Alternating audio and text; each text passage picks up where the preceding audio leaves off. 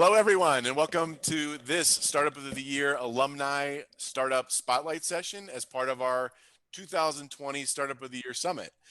My name is John Guidos. I am the Director of Strategic Operations at Establish, the company behind the Startup of the Year program and the Summit. I'm also a managing partner in in Establish Ventures, our investment vehicle. So I'm here today as the moderator, and you may be asking yourselves, what makes me the appropriate person to be moderating this session? And fun fact, I'm actually a Startup of the Year alumni myself. I co-founded a company called TurboPeel in 2015. We subsequently sold that company in 2017. And so hopefully I can moderate this accordingly and can probably empathize with some of the stories we're going to hear today.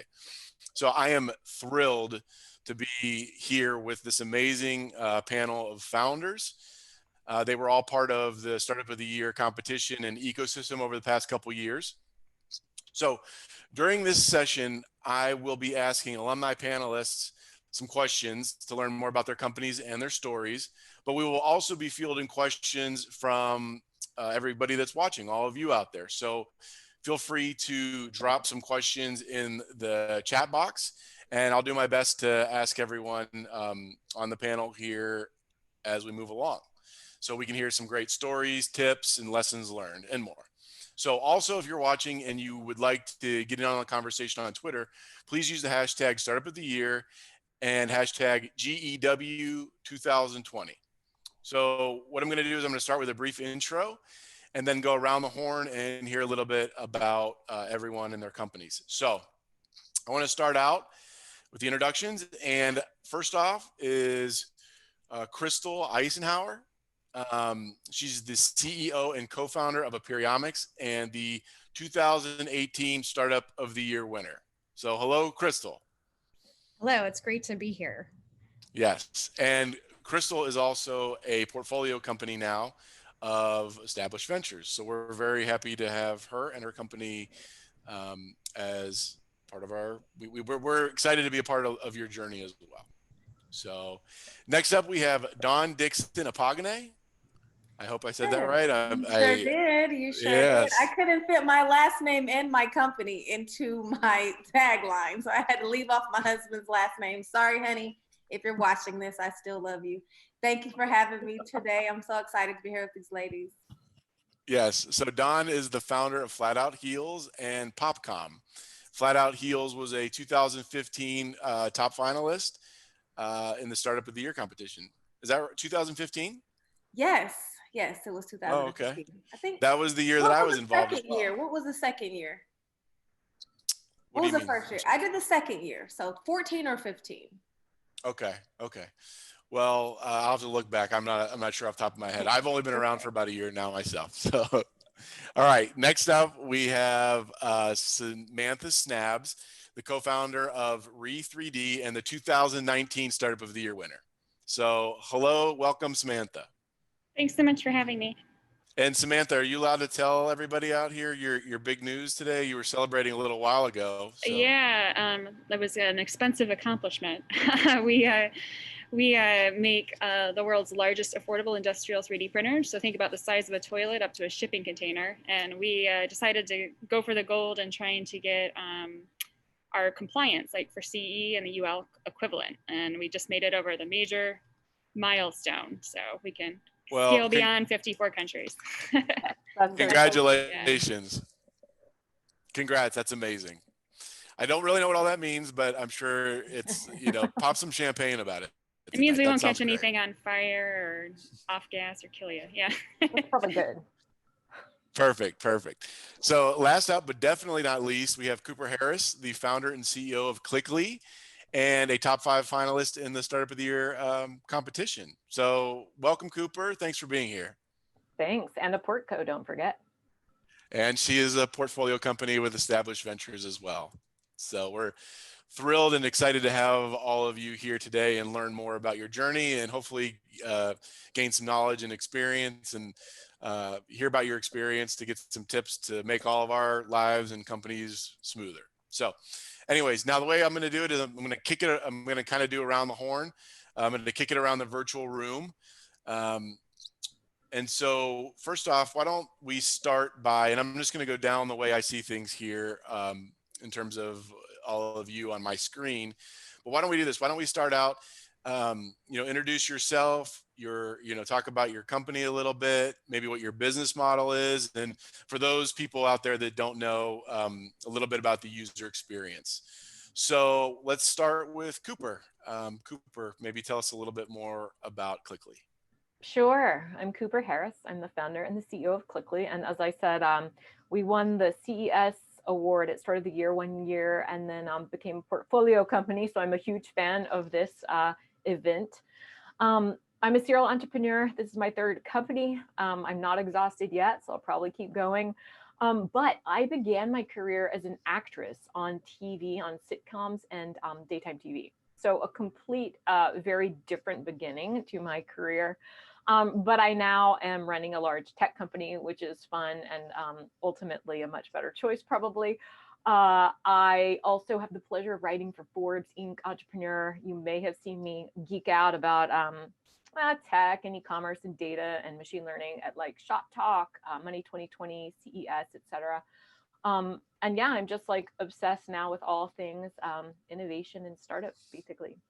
Klickly is a software platform. We work with about 2,000 brands and we help them sell the right thing to the right person at the right time. So we use a lot of machine learning to do matching, and basically we're a commerce enablement layer that allows these consumers to buy the product they want in emails, ads, content, marketplaces, etc. Fantastic. All right, I have a real quick follow-up question then. You probably have gotten this before, but how did your previous life as an actress or an actor help with your life as a startup founder? Or did it? No, it totally did. I went to like a very, very intense school, think Juilliard. And so, we had 100-hour weeks, if not more. We had no weekends. And the discipline for doing that type of thing, learning 80 pages of lines a day, getting like one take in front of the camera, plus like once I was out auditioning, 80 times a week, like that kind of, just scrutiny and criticism and psychological abuse. All of it has made me have a very nice, I think, thick skin. And it also, the elocution classes, I guess, you can't tell now, but I did it one time about 7 years, and like speaking and public speaking, all of that. So that, all of those things I think translate well into both having the discipline to run a business and also hopefully the ability to share the story with your audience, be it investors or consumers. Oh, I could totally see that. And that's actually, I've never thought about that before, but I think all of us on this call have raised rounds of capital in the past, and the amount of meetings and I don't want to say rejection. No. It's rejection. Right. It's totally rejection. Every woman on this panel has probably statistically had a harder time raising than most men. And like, we could probably all agree there's a lot of rejection involved, but hey, it's about perseverance and having that thick skin. Sure. Well, that's fantastic. All right. Well, let's keep rolling here. So Crystal, you're up next. If you could tell everybody about a little bit about your background and about your company. And like I said, maybe walk everyone through the user experience and what all that looks like. Yeah, so I'm Dr. Crystal Icenhour. I'm the CEO of Aperiomics. And my background, I'm also a serial entrepreneur. This is my second company. My first company, I started right after I finished my training at Duke University. So I joke that I've never had a real job, but really this is, I think, the hardest thing anyone could ever do. So I'm really good at helping professors translate their very technological ideas into something that's commercially viable, commercially marketable. And I've been in the space for infectious diseases. So my background is as an infectious disease expert. So I bring both a business, the business savvy side, but also the technology side from applying things to the infectious disease market. Which leads me into the company, Aperiomics. Our mission is to advance healthcare through better infection testing. I think everyone here knows at least one person who is sick and no one can figure out why. and they just keep going test after test after test. And the current testing is incapable of giving answers. So what we're doing is applying a completely different paradigm. Instead of looking for things one at a time or a few things at a time, we screen for everything that's known. That's over 40,000 bacteria, viruses, parasites, and fungus that we're able to do this. And it's through software. And actually, just earlier today, I was joking, I'm not sure exactly how I became the CEO of a software company, but here I am. So we're applying very advanced computation, massive databases, and artificial intelligence to help not only identify every microorganism that's in a patient sample, blood, tissue, urine, fecal, but also helping the doctor understand what it means. So, is this finding part of the human body or not? Is this in the right part of the body? Is it in the right amount of the body? So, so we've been applying this in the clinical market for over 3.5 years now. We've generated substantial revenues. I just closed our Series A round a week ago, so that was exciting. So the comments about fundraising they're real, that persistence is absolutely key. And really, to date, our user experience is really patient focused. Our patients find us online because they're sick and no one can figure out why. And so they are heavily driven to finding an answer. And so they find us, and then we help them one patient at a time work through the system to get the best answer we can possibly give them. As we're advancing forward with the Series A we just raised, we're shifting our focus towards working with healthcare providers, medical centers, because we just got our first Medicare payment.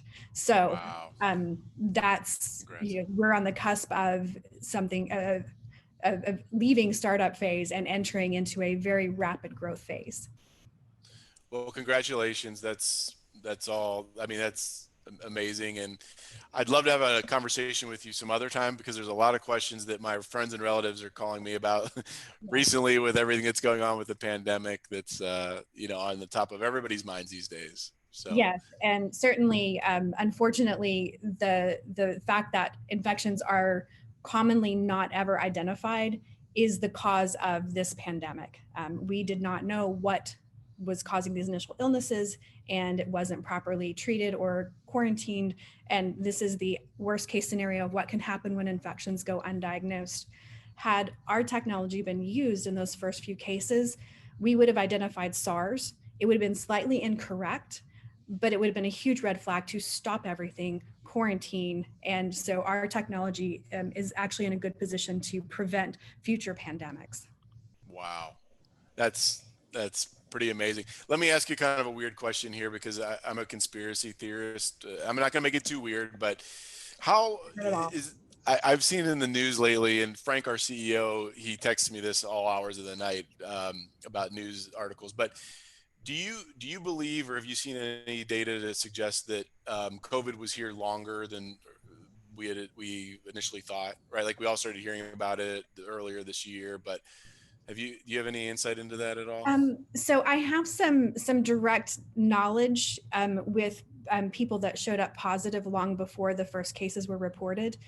So based on what we've seen with our COVID testing, it appears that COVID arrived in the US somewhere in early December or possibly even earlier. We have documented cases that occurred in mid-December. Wow, that's so interesting. Well, great. Well, I got to keep it rolling, but thank you for all of that. We'll come back to all of that, I promise. So Samantha, you're up next. A little bit about your company and yourself, and yeah, we'll take it from there. Sure. Thanks again for having me. So yeah, I'm an Air Force reservist on the weekends, and during the week I have the honor of working with a team where we make the world's largest affordable industrial 3D printers. We call it the Gigawatt. They now go as big as your budget. And we've been, what makes us a little bit unique is while I attempted to fundraise and sold my first venture, which was an artificial immune system we co-invented on a DARPA grant, when I was working with some friends at NASA, Johnson Space Center, and volunteering with Engineers Without Borders, NASA Johnson Space Center, we saw a need to help people create things on demand, to create jobs and economic independence. And we saw 3D printing as a tool to do that. So we decided to pursue a less traditional business model that I submit might be a little bit more common now post-COVID, as so many people are thinking about the post-pandemic society. But we are a staunchly open source, socially driven, and bootstrap startup. So we work with dirty fingernails in Houston, Texas at our factory to build these huge 3D printers. In fact, I can walk over and show you some as I talk, that not only print with filament, the rope-like material you may have seen, say at a school, but they can also print from pellets or flake. And what makes that so exciting is we have, well, here's some smaller ones. You can print from, I don't know if you can really see it, sorry, for scale, the big ones inside the chamber right now. We can print from regrinder pellets, which allows you to print directly from garbage. So you can print from garbage or non-garbage in 3 different formats, as big as a human and bigger. And that allows people to create functional objects. And what's been so interesting with COVID is, in addition to contributing to the PPE movement, as many of our peers did and still do, it has really put a lot of focus on the need for on-demand manufacturing, and including in the US, where a lot of stuff's been offshored. So we've been really fortunate to be able to lean into that and support the community and grow in this time of uncertainty, and are so thankful for the Startup of the Year community that continues to make introductions and advocate for our success. While we are bootstrapped, we have been honored to win about 4.5 million in pitch competitions and grants, and have more in the pipeline, and are pleased to share we're close to 9 million in revenue in over 50 countries around the world. So looking forward to clearing the rest of our testing certification here at the lab so we can grow with your support. And again, so thankful to the community. If you have any questions about bootstrapping, grant writing, pitching, we're here for you. We want to pay it forward. Well, yeah, that's really interesting work. So let me ask you one quick fun follow-up question. What's the most, I don't know how to say this without sounding goofy, but like, what's the coolest thing you've ever printed? Yeah, so because when we originally started pitching it, I really wanted to make a composting toilet from our time in Rwanda, and that was a use case we came up with of a functional object. So I personally heart any toilet hacks. I think that's not hurt, sorry. And one of my first prints, we actually got started with 40,000 from Startup Chile, which is an accelerator in Chile that allowed us to quit our jobs at NASA. And the first hack I got to print was a urinal for a renewable bathroom installation in a slum outside of Valparaiso. And so, while I have yet to print a toilet, we have several customers in the sanitation industry that do make toilets. So that's always exciting. We're waiting to hear back if we got to the TED Global Fellows. And if we do have a TED Talk, I've decided I'm going to print a toilet from garbage and sit on it on stage. So, but we did make the toilet seat for women on the International Space Station. One of our customers did. So that might be my favorite print. That's impressive. Well, very good, very good. Okay, so let's keep rolling. So, Dawn, I think you're up next here, rounding us out. So tell us a little bit about yourself and your companies. These ladies are hard acts to follow. They're so phenomenal. So much cool stuff. So the company that I competed in Startup of the Year was Flat Out of Heels. So here's a pair of them. They're rollable ballet flats for women to wear when their feet hurt in heels. And it really was just, started out of necessity. It's a consumer product for women and, carry them in our purse. But what really kicked things off for me was when I had the idea to sell them in vending machines. It was, the thinking was that when we're out and our feet hurt, we don't want to wait. We can't get them online. We can't find a store. A vending machine would be a great direct-to-customer distribution channel to sell these flats. But what I came to realize pretty quickly after launching my first 5 machines selling on flat outs was that many other brands and retailers want to use vending machines as well. And the problem is they're just pretty dumb. And so what PopCom does, which is the company that I started after Flat Out of Heels, PopCom creates software to revolutionize automated retail. And automated retail is anywhere where customers self-serve. So that's vending machines, that's kiosks, and that's package lockers. So kiosks are used for things like placing orders, for food, checking in your bags at the airport, self-checkout at the grocery store. All these things are self-serving. And then of course, a vending machine dispenses. And so our technology brings the e-commerce experience to vending machines and kiosks by using cameras to act the same way that Google Analytics acts for tracking IP address. We use cameras to track the conversion rates, the traffic, the demographic profile. We can deliver targeted ads and content based on what the camera detects, and really get a deeper understanding of what's happening in and around these machines, so that more retailers can use vending machines and kiosks to distribute products, close the last mile, and really have a true omni-channel retail strategy. And so our software integrates into many types of hardware, but we do have our own patented hardware called the Pop Shop. And it's just a really beautiful machine. I like to call it the iPhone of vending machines. Certainly has changed the way that people see vending. And we had our first installation last Friday. So our Pop Shop is live, selling none other than Flat Out of Heels in Columbus, Ohio at Polaris. That's so exciting. Congrats. That's awesome. Congratulations. So good. Well, that was a quick around the horn to hear some info about everybody and their companies. They're all amazing. So I actually have a question that came in here from our viewers. So somebody had said they would love to hear from each of you what you consider the most important lessons you've learned since starting up. So pretty general question. I'm going to go right around the horn again. So let's start back with Cooper. What's the most important lessons you've learned since starting up? Oh, wow. So many great and also painful lessons. So I'll share a couple of things that I think may be helpful. How about that? One of the things I learned was when to raise and when not to raise, and how much. So initially, I was told by everyone and their mom to like go raise money before I really even had a product. And that's a terrible idea. Really, really bad. Well, because you'll just waste time. And unless you're a very seasoned, storied entrepreneur with multiple successes behind you, no one wants to give you idea money usually.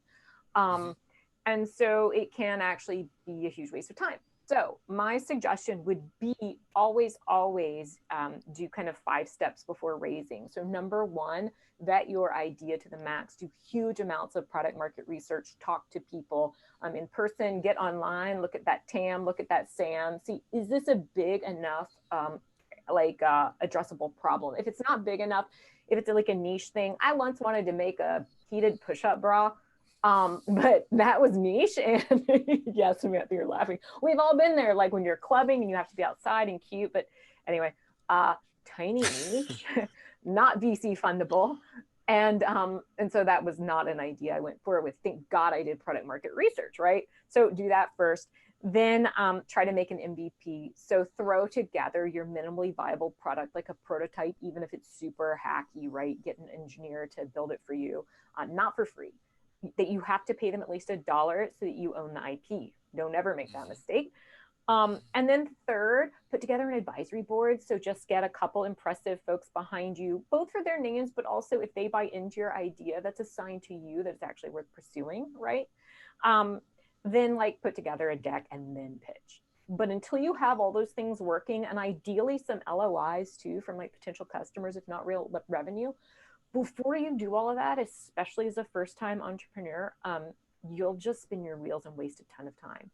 The vision, the whole sexy and exciting idea that you should go raise money is very tantalizing, and it's totally the wrong first move, in my opinion. Well, all good points. And I've been there, and I fully trust you know what you're talking about. So, all right, great. Crystal, how about you? What's some lessons you've learned starting up? There's so many. Again, I concur with what was just said. I think I'm going to go with persistence. You're going to get told no a lot. You're going to get told no so many times. And sometimes the reason people are saying no has nothing to do with you or your idea, but has to do with them and them not, being the right person to, accept that opportunity, or, there's a lot of reasons why someone says no. So, being persistent, pushing through those objections, pushing around, over, under, figuring out how to address the objections you're getting, but really, do whatever you can to be persistent and not give up, especially once you've gotten to the point where, you have your product and you're ready to start taking this out. You have to believe to the depth of your soul that this is worth doing. And when you believe that, that will translate very, very well to the people you're talking to, whether it's a potential employee, a potential funder, potential partner. That is tangible, and it helps them trust you and understand that, what you're doing has some real credibility to it. And I always joke, I have some investors that I've presented to 5 times before they finally said yes. Oh, wow. So I joke with somebody, if you don't want to have me continue to send you updates, you need to tell me no. And even then, I sometimes will still tell you my updates, because sometimes when somebody says no, that just means not right now. Right. But being persistent and pushing through those objections is really, it's crucial. You cannot get through the hard things that you're going to face unless you're persistent. Sure. I like the way that you professionally and politely put that. It's not you, it's me rejection that you receive from investors, right? That's not right for me at this time, but okay, interesting stuff. So Samantha, how about you next? What lessons have you learned? Most important. Yeah, also so many. I would say, it's funny because a lot of, you get this question and then you get unsolicited feedback. You get this question as an entrepreneur once you get to a point of success, and then you get a lot of feedback all the time for everyone else. And I would say there's something to be said for like advisor whiplash. So know that, we are distinct human beings on this panel that have had different experiences and have our own bias, and we change our viewpoints on things too. And the reason that people lead, the reason that deep tech is new is because, they broke the mold and they did things that the way they hadn't been done before. So I meet a lot of entrepreneurs or rising entrepreneurs who have read books, and they're like, this is how so-and-so who I really looked up to did things, and this is how I'm going to do it. But remember, like, they're a leader because they were being told no 1,000 times and doing things in a really radical and different way.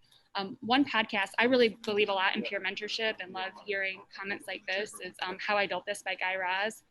You can meet some really interesting companies that changed culture, and you'll see their trials and tribulations. So I encourage you to seek peer mentorship.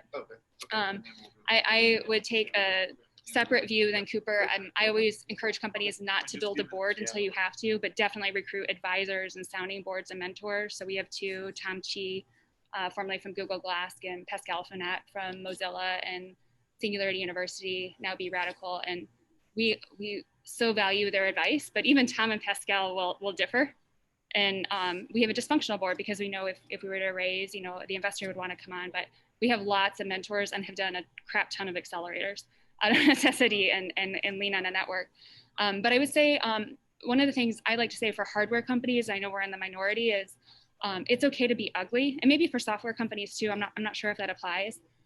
But the best thing you can do is get your prototype and get it out there, because what you have right now is you have an idea plus market research, as Cooper said, and that's armchair anthropology. It's a theory, but you have got to get, and you have this echo chamber of your friends who are likely similar to you and your family that just loves you anyway. And so what you have to do is get outside of that network. So, we used Kickstarter. It was great for us. Fundraised in 27 hours, got $250,000. We were up and running and figured out we had to figure out how to make a factory, and became what would have been a nonprofit to a for-profit. It was great for us. But also immediately that put us in overnight with an idea in 23 countries where people were giving unsolicited feedback all the time, and we are on Reddit, which I still hate. But it's good advice. So be ugly. When you look at that picture of our very first Kickstarter campaign in 2013, that product we have to what's sitting in the chamber now, it's a radically different product. But you've got to start somewhere. So get it out there, be ugly, let people touch your product, let them engage with it. If you do a crowdfunding campaign, one thing I rarely see contributors at the tech magazines talk about, I think there's something to be said for launching, I would say, with a live event. Obviously that's difficult during COVID. For us, I think what saved our heinies is we launched our product in 2013. The electrical box was on the ground, stupid, ugly. At the front door at the Startup Chile booth at South by Southwest, doors open, the VIP media walks through first, TechCrunch announces 3D printing is now bigger than a bread box. We were funded that day. That would have not happened with my network coming from Detroit and not having those connections, working in a factory. Oh, they're opening the door. It's really cool sound, right? My co-founder is a farmer from Iowa. We had our NASA peers who already loved us, but that got us outside of it and got us to a broader community. So be ugly, get yourself out there. Don't just talk to your grandma. Use ways to experiment and to fail fast. And then finally, when I first commissioned in the military, my first exercise, I had an admiral who was in charge from the Navy. We were in a joint exercise, and he was asking the dumbest questions. Turns out he's never done disaster response, which is what I do for North America. And he was asking questions I knew the answer to. And at the end of 3 days, he pulls me aside. Senior people like to mentor lieutenants because we're dumb, and said, Lieutenant, have you noticed that I've been asking a lot of stupid questions? And I was like, well, yeah. And he's like, I want to tell you something that I learned in my career. And he's like, I heard you're an entrepreneur, and I hope you're applying it to that too. And he said, you can be stupid for a day, or you could be stupid forever. So don't be afraid to put yourself out there, ask the hard questions, ask the dumb questions, because you've got so many people to learn from. So that's my feedback. Oh, I like that a lot. That sounds like a very wise person. or just be stupid for today. Yeah. Right. Get it out of the way. So awesome. Samantha, okay. Just to clarify, I totally agree with you on the board. I was meaning an advisory board. Gotcha. It's an advisor board that can help bolster and lift the credibility of your company. But I agree, wait as long as possible for the board itself, and always be ugly with your software. If you're releasing it when it's gorgeous, if it's so perfect when you're releasing, you waited too long. You waited way too long. So yeah, 100% agree. Thank you. All really good points. Dawn, how about you? What's the most important lessons you've learned starting up? I definitely learned the lessons they said, so I will not repeat. So I'm going to add something different. But as a hardware founder, yes, let it be ugly. I'm on my 5th vending machine right now. And, it was very ugly at first. And the software was very ugly at first. And it's much better. But I want to say that I've learned to trust myself, that I always know more than I think I do. What is put within me to do this business and what was my driving force. Everybody didn't always understand it or get it. I've been told my idea wasn't good many times, and people didn't really understand the market, or people said it's not scalable. And those things can be downers. Or even when people say things about, Black women not being able to raise money, women not being able to raise money, people in Midwest can't raise money. I mean, there's always something that's going to tell you that you can't do what you're working towards, and trust yourself and you can get it done. I also learned the importance of hiring for culture fit. So not just for skills, skill sets are important and certainly needed, but skills can be taught. Culture cannot be taught. So they have to be a good fit in your organization, or it just is not going to work out. And so building the team was the hardest part for me, even harder than the hardware, which was devastatingly hard. But the team side was difficult because we had to really figure out what our culture was. And I was motivated by the book by Tony Hsieh called Delivering Happiness. And it helped me to really set our core values, and we're really motivated and driven by our core values and our mission and vision. And of course, really organizational KPIs and OKRs. And that helped us to stay on track and stay cohesive. So definitely that's what I learned. Oh yeah. That confidence in yourself is so important. I mean, I remember when I was starting out, you go out there and you think that these people have all the answers to everything. They have billions of dollars. They're, high net worth individuals. And, well, two things, right? Is those people that think they know everything are people I generally don't like to spend a lot of time around.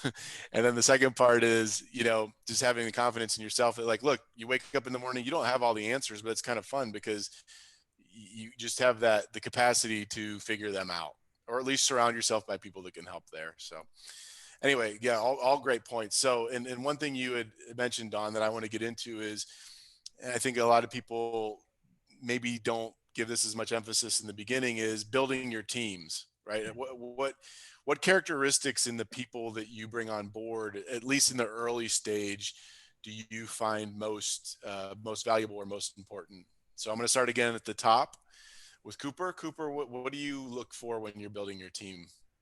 I mean, certainly talent, but what is that, right? And expertise. But there are also these intangibles that you also have to have specifically at a startup. And one of the ways that we filter for those, just as a kind of tip for those of you who want to steal it, I always, this is bad, but we do pay slightly under market. One, because we're a startup, but also two, because we choose to, because we also give equity. Even the lowest level folks who come onto our team, and we're not tiny anymore, like a portion, small portion of their compensation is equity. And if folks aren't excited to work for a lot of cash, but also some equity, they don't belong on our team.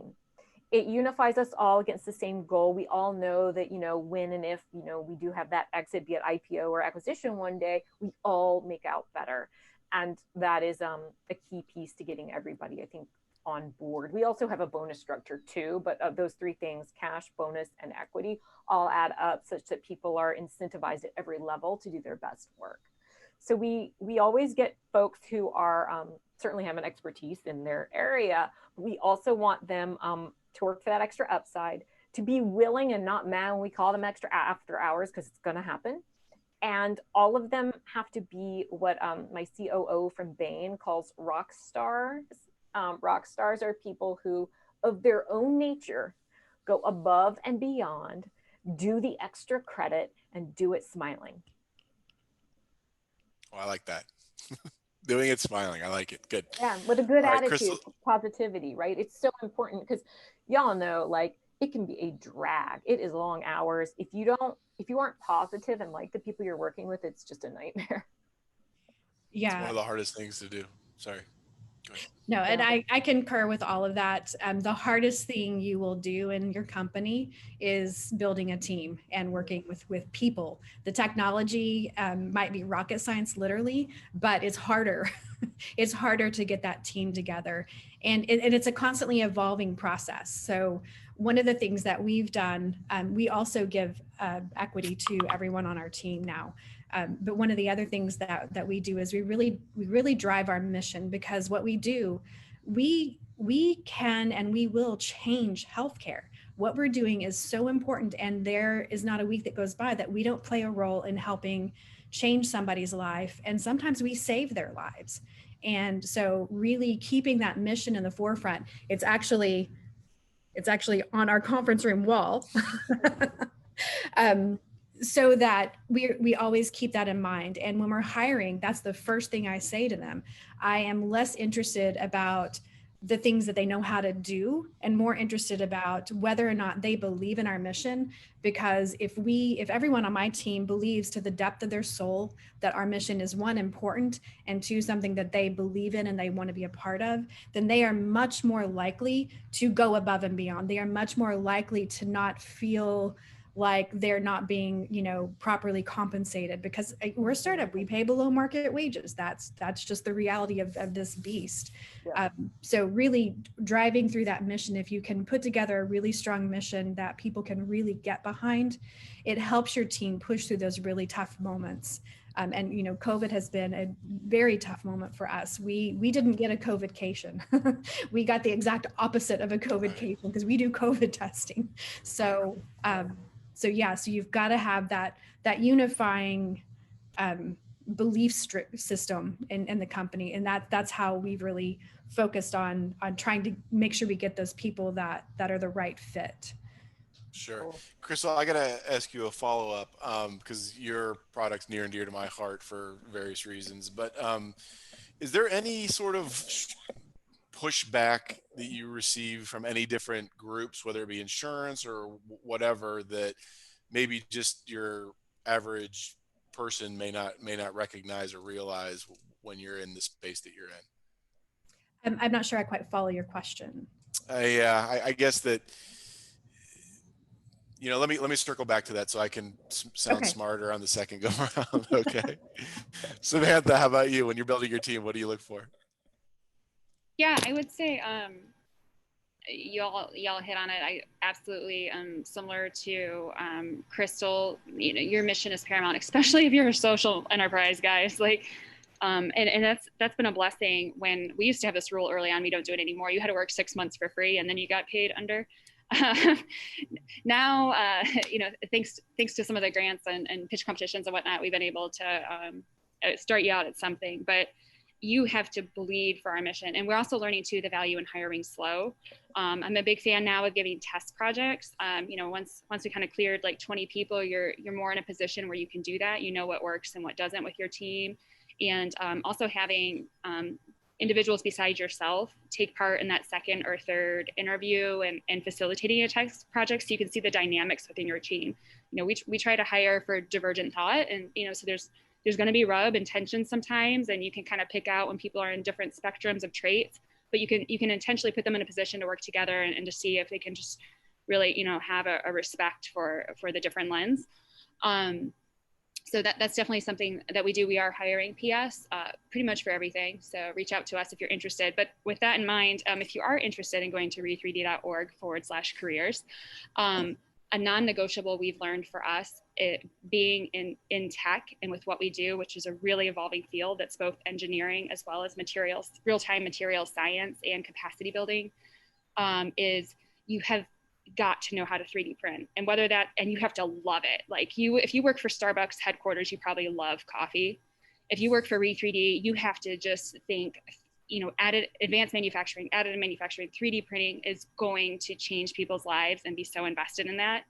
And bonus if you love to 3D print from garbage or if you have a heart for it. But you know, we want to see on your cell phone, like, here's a picture of something I took last weekend because I couldn't stop thinking about this problem with my personal printer that I hacked. This is, you know, the portfolio of projects I did in college or with my friends or at another venture. But you got to love your product. Plus you have to love the mission. And then you have to be able to work. For us, I would say Re3D is like working at, you know, Disneyland or Disney World where, you know, everyone's a character, but it's the happiest place on earth. And so you just have to really believe in that. And then finally, you know, I think the single co-founder thing can be done, but I do think I would concur with like the Y Combinator model, and that there's a lot of merit in both ventures that I've done. I've had another technical co-founder, and that's just been such a blessing. I've also been on co-led teams both times, and you know, Matthew, my co-founder this round, is very different than myself, and we're like mom and dad of the company, but I can't imagine going through COVID alone and scaling to this point and 7 long years and traveling to the craziest locations we've been to around the world when, you know, shit's hit the fan. So I shouldn't have sworn. But I would say if you're early on, they're building a company at scale globally, if that's your goal, or especially in hardware, like it's just so much of an undertaking. If you're doing a lot in-house, like, you know, if you have the bandwidth, definitely take it on. We also believe in, you know, giving equity, especially early on, to everyone that's, you know, busting their balls, but, or not balls. I mean, not everyone has them, whatever. But I haven't got a lot of sleep this week. But I would say if you do that, and that's something that, you know, we definitely do as well, have a 4-year vest, even with your co-founders and that founding team. Because people get tired and you think you might be in a place in your life you can support it, and then, you know, life happens, or, you know, you move on, or there's another opportunity. This is Matthew, by the way. But if you if I would say definitely do the 4-year vest. If you don't know what that is, email us. We have a great lawyer. We can connect you to him. And then and that's worked out really well for us. And so when people do decide to transition for whatever reason, it makes it a lot easier. It's terms you already talked about, and you know, it's easier, I think, to stay friends. And then finally, one thing that we play with, and we actually borrowed this model from a couple other Silicon Valley-esque companies, but we do revenue sharing. So about halfway through our genesis, we dropped sales commissions because we realized people buy consumables and services from us and additional units as they version up or go bigger or scale. And our customer support team was part of that sale. Our shipping manager is, and the notes she puts in the boxes. And the person that gives our tours now virtual, not in person, but through the factory. And so we just decided that everyone has their fingerprint on our product and our company. So we all share in the success at the end of the year. How we do that is we set a flat trigger for reaching a certain point to create stability at some point in the year. It gets paid out. And then we do a percentage of your base pay at the end of the year. If you want to riff offline about that, I know it's kind of a new concept. Happy to explore it with you. Bonus, but slightly different. Yeah, and it's based on the company's revenue. Yeah, exactly. That's so cool. Yeah, it's kind of different, but it works for us, maybe not for everyone, but don't be afraid to find a model that works for you to ensure that people feel valued and that they're in it together. Got it. Good. Dawn, how about you? What do you look for when you're building your team? Everything they said. Oh, I'm starting with you first next time. More, but I don't want to be redundant because I want us to max our time here today. So another thing, as I said, was just culture fit, how they vibe. What I found is that people with very strong corporate backgrounds and a corporate career don't transition easily to startups all the time. They can, but it just is not that easy, especially the way we do things and how we're very unconventional in a lot of ways.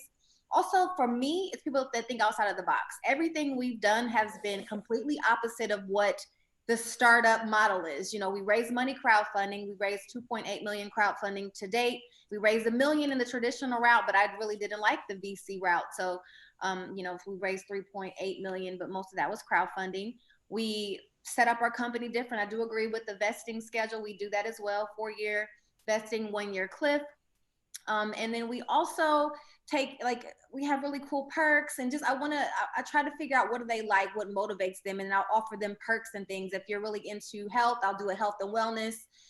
If, you know, I'll just tell them, take a certain amount, you know, and go to the spa every month, or whatever it is your thing, whatever is your self-care. So it'll work for you. Yeah, we have a self-care stipend, and they have a certain amount they can spend with the receipt. Show us that you did something for self-care, and we'll reimburse you. So people that are just open to things like that. And then just, you know, like I said, we've also just structured our company different. We have our board, but we have only common stock. We have no investors on our board. We didn't issue any preferred shares. And so if you're really by the book, you're not really for us, because we are so outside of the box and always writing our own story. Sure. No, very good. And I have a quick follow-up. Yeah. Sorry. So for those viewers out there, including myself, I'm going to be candid about it. Can you maybe talk briefly about what that capital raise looks like if you're crowdfunding rather than the traditional VC route? I'm really curious about that. Yeah, so I've done 2 Reg CF, and I'm in the middle of a Reg A Plus right now. So the Reg CF, until 2 weeks ago, the limit was $1,070,000 per 12-month calendar year. And so that's why I did 2. But now they've raised the limit to 5 million, which is great for everyone that wants to raise. And then the Reg A Plus, the limit was 50 million, and now the limit is 75 million. So now we're in the middle of that. And the difference is that you can just what's called general solicitation. So you can talk about the raise on social media, on a stage, on the radio. It's for accredited and non-accredited investors. When you're raising a traditional round from institutional capital, venture capital, accelerators, et cetera, private offices, those are accredited investors that have to make either, just as an individual, 200,000 a year, and as a couple, 300,000 a year. Or of course, they're also qualified as accredited if they're a private office, if they're a fund. But with crowdfund, you can raise money from anyone over the age of 18. And it's just, you know, for me, since I've been an entrepreneur for now 20 years almost, it'll be 20 years next year. Well, my 5th company, 4 is still in business. I had a great community of people and supporters that knew about me from over the years, and they wanted to support me. And they weren't all accredited. Not even a fraction of them were accredited. And so it allowed me to use my personal network, tap into my very significant media coverage and my network as a professional speaker, to then raise money from those people starting at $250. So and then with the Reg A Plus, you can also raise simultaneously a VC round, and you can raise a crowdfunding round. And that's what I'm actually doing right now. So a lot more flexibility, and anyone can invest and anyone can raise money in this way. That's great. Just real quick too. So what are the fees associated with doing something like that? I'm just curious if it's how price prohibitive it is, if at all. Yeah, I mean, I compared it. So I did my first round, $1 million. So when I thought about traveling, airplanes, hotels, meals, all lawyers, it pretty much balanced out. The fees vary per platform, but they'll be between nothing to about $5,000 onboarding due diligence costs. And then the platforms take between, I'd say, 3 to 8% of your raise, depending on which one it is. They're all pretty different, and they all have different criteria for approval. But I really compare the Reg CF to a seed, friends and family, as far as the cost. I'd say about maybe $10,000, because you don't have to get an audit. You just need a financial review by a CPA that doesn't already work for you. But the Reg A Plus is expensive and takes a lot of time. It's very much like a Series A. We had to do a 3-year audit. That's very expensive. Had to make sure our financials were all in GAAP format. We had to do very extensive filings, EGR filings. We also have to report annually, just like it's like going public. So that is very in depth, and I wouldn't recommend anyone do that as your first round. So Reg CF is a great replacement for friends and family and a seed in a pre-Series A, but the next one is very in depth. Wow. Okay. Very interesting. I may follow up with you later about that, but we have a question that came in from the crowd. Say one more thing. Sorry. Just so everybody knows, in U2, it's only one line item on your cap table. So I have 4,800 investors, but I have 2 line items on my cap table representing similar to a syndicate. So I don't have to manage all these investors. My cap table is still clean, which is really important if you want to continue to raise and then have a liquidity event later. That's probably the most the most important thing that I caught of that whole conversation. No, it was all really good. But so we have a question that came in here, and I hope I'm saying this the right way or asking it the right way. But somebody wants to know what kind of journey you've had, like how long has it taken thus far? And so I'll start with Samantha and work my way back up, and then I'll come back to Don. But so how long have you worked on your product, or how far into your company? How long have you taken to get to where you're at now? And that would be this venture. Yes. Yeah. So I would say, honestly, so we're this bastard child that's considered a spinoff of NASA by talent, which is kind of interesting. And a spinoff of Engineers Without Borders, NASA Johnson Space Center. And, my last role supporting NASA was at NASA headquarters as a social entrepreneur in residence. And I was kind of blogging about this idea. I was working with people in the space program that had an interest in seeing how what we learned living and working in space could translate. And I was volunteering, I was on the board, I think the Young Professionals Board of Opportunity International, thinking about microfinance, and then having these conversations over beer with other NASA nerds where we were volunteering in Rwanda, Nicaragua, and Mexico and beyond. And for all of those organizations, I was writing blogs like publicly, and then I was convening my friends, and we were hanging out. And at some point I started taking minutes, and we were meeting like at the conference room, JSC on lunch hours, and then, after hours. And then we started applying. We knew we wanted to make this open source project. We thought it would be a hobby. We started applying to competitions. So if you count that time, that was probably 2 years of where, and I was asking organizations I was working with as a social entrepreneur in residence for NASA, like USAID and, really large organizations and potential end users, what the requirements would be for this project. So like to Cooper's point, I was doing a lot of market research without realizing it. I never considered myself an entrepreneur, even though I'd sold a previous venture. I'd say I'm an accidental entrepreneur both times, but we were getting a lot of inputs, and we were kind of validating who would be on that early team. So that was about a 2-year process. And then really for us, we took a video we made, it's still out there somewhere, for Jack Daniels, that randomly partnered with Instructables in 2011 or 12 for the Independence Day project. And it was a whiskey barrel and $25,000 to create independence for others through your social vision. And we made this terrible video where I was swearing, obviously, and flushing a toilet. And we took that video and kind of edited it when we heard about this thing called Startup Chile. And I went to officer school and came out, got my phone out of the security drawer, and saw that the president of Chile announced that we were in this cohort, and my former boss at NASA had liked the status and said, so I guess you quit, because I had to be in Chile like 2 weeks later. So, for us, getting into that accelerator, getting 40K, realizing, okay, now we have money to make this prototype. And then we made it in 8 weeks and threw it on Kickstarter, like we talked about. And then we're in all these countries and we had to deliver. Like that just catalyzed our company. So that's a long answer to say, I think, it's kind of like when you want to lose weight, you tell a bunch of friends, or you're going to run a marathon, I'm going to run a marathon, or I'm going to lose 10 pounds. And it's kind of throwing it out there, right? And then you get going. I think there's usually kind of some runway, whether it's conscious or unconscious. And then there's that deliberate, okay, we got to execute. Sure. Or the accountability when you have customers. Very nice. So Crystal, how about you? How long have you been working at this, or working on your current company? Yes. So I have five, there are five of us that co-founded the company. Three of the co-founders are professors at George Washington University and Boston University. So they were kind of the initial group that came up with this idea.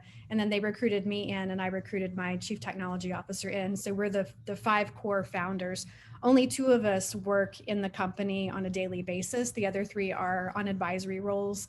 And sometimes we do joint projects with their universities on research projects and grant applications and such. So it's a very different model. So I was recruited in, and actually the way I found out about them, I was working volunteering with Virginia Bio, the Biotechnology Industry Association for the state of Virginia. And I had just sold my first company. And I called the CEO of Virginia Bio and I said, hey, let me know if you know anyone who's looking for, an executive to come in on a startup. And the first words out of his mouth were, hey, do you know Keith Crandall? Well, Keith is one of my founders. And I said, no, we met. And that was where, how I got introduced to this technology. My background is in infectious disease, and having gone through a company from start to finish, I was just in the right place at the right time. And I knew that I could come in and take this amazing idea that they had come up with and take it into the marketplace. So that process has been going on for about 6.5 years now. Okay, gotcha. Good. Cooper, how about you? How long have you been working on Klickly? I have been ideating for a very long time while I actually had my second company. We were doing pilots with it, and I was at the same time doing just a ton of hackathons. And this was after I sold the first company. So then because we got funding for Klickly, I did pause that second company and went whole hog into this for two reasons. One, it's a very timely and kind of exciting moment for the intersection of data, e-commerce, and payments right now, right? There's a huge amount of change in the ecosystem, and they used to all be split. And now it's like, no, they're kind of all coming together now. So we just realized it was timely. And then the second reason was, we got money, and I'm not somebody who can split my focus. No, there's a lot of entrepreneurs who work on 2-3 things at the same time. And I'm just like, honestly, when I take in millions of dollars of people's monies, and I have, the CTO of Stripe and head of innovation at Google looking down, over my shoulder, what are you doing? I just feel a lot of responsibility, regardless of who they are. They happen to be amazing individuals, but it's just like, I can't do more than one thing. So we went all in, I guess about 3 years ago, 3.5. We did hardcore product development in beta for about 1.5 years, and then launched 2 years ago fully, like publicly. We are weirdly still an invite-only platform though. So we only accept 1 out of every 6 brands who apply. Oh, very nice. Very nice. And we have about 3 minutes left, so I want to make this quick, going around the horn one more time here. But, I guess this is the opportunity to pitch. Is there anything you're working on, currently raising around, any way that, any asks, I guess, you have of our audience or people that may see this in the future, and any ways that people can connect with you or your company? So I'm going to start at the bottom. Dawn, how about you? Anything you're working on, and how can people connect with you if they would like to? Yeah, definitely 2 ways. Obviously, everyone can reach out to me on all social platforms under Dawn Dickson, Dickson. PopCom's also raising a round of funding right now on Start Engine. It's startengine.com/PopCom. We're raising $5 million, and we're almost at 500,000 right now.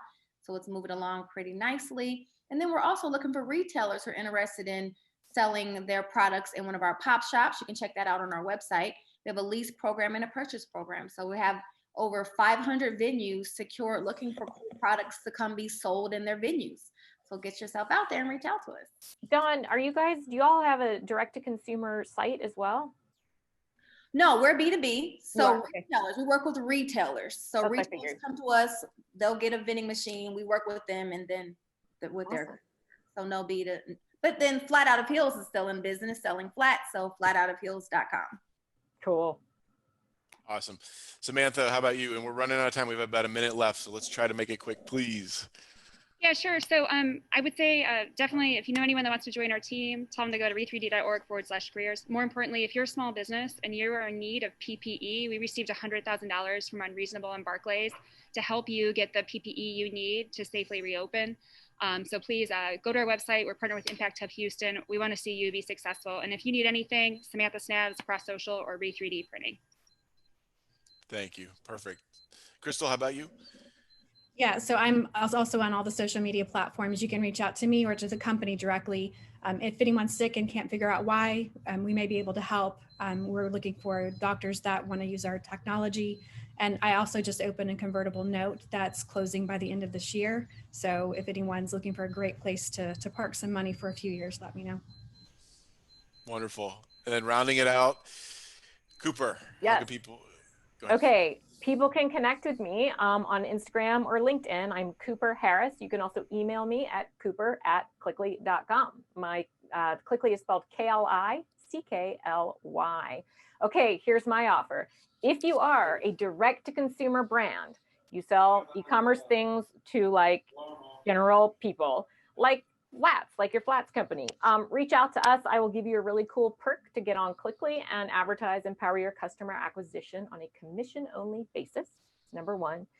Number two, we're launching a really huge, very exciting consumer product. So if you want to be a beta tester for that and get a bunch of free, awesome products, email me. And then, yeah, if you want to join our team, we're looking for growth hacker, direct consumer marketers, people who've like basically mastered the conversion funnel in e-commerce. Email me too, cooper@klickly.com. Easy enough. All right. Well, thank you all. Honestly, genuinely, from the bottom of my heart, this has been amazing for me, and I'm sure for the audience as well. You know, we have a lot more sessions coming up later today. Feel free to go over and view our top 100 startups they're pitching for the 2020 championship startup of the year competition. We also have an Ask Me Anything session that's starting up here soon. Carolyn Rods from Hello Alice, amongst other activities. So make sure to check that out. Everyone, please have a great summit. Signing off for now. Thank you all so much. I really, really enjoyed this and appreciate all of your time. Thanks, everybody. Thanks all.